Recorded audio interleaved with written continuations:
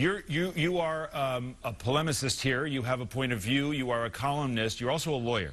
You do not dispute that Edward Snowden has broken the law, do you?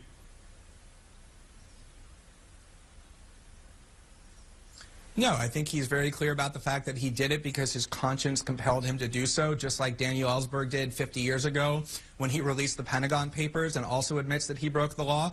I think the question, though, is how can he be charged with espionage? He didn't work for a foreign government. He could have sold this information for millions of dollars and enriched himself. He didn't do any of that either. He stepped forward and, as we want people to do in a democracy, as a government official, learned of wrongdoing and exposed it so we could have a democratic debate about the spying system. Do we really want to put people like that in prison for life when all they're doing is telling us as citizens what our political officials are doing in the dark?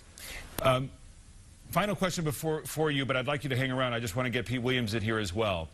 To the extent that you have aided and abetted Snowden, even in his current movements, why shouldn't you, Mr. Greenwald, be charged with a crime?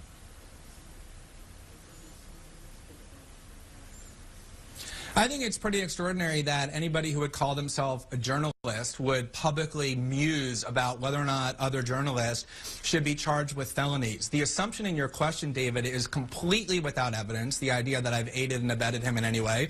The scandal that arose in Washington before our stories began was about the fact that the Obama administration is trying to criminalize investigative journalism by going through the emails and phone records of AP reporters, accusing a Fox News journalist of the theory that you just embraced, being a co-conspirator with felonies for working with sources. If you want to embrace that theory, it means that every investigative journalist in the United States who works with their sources, who receives classified information, is a criminal. And it's precisely those theories and precisely that climate that has become so menacing in the United States. It's why the New Yorker's Jane Mayer said investigative reporting has come to a standstill, her word, as a result of the theories that you just referenced. Well, the question of who's a journalist may be up to a debate with regard to what you're doing. And of course, anybody who's watching this understands I was asking a question. That question has been raised by lawmakers as well. I'm not embracing anything, but obviously I take your point.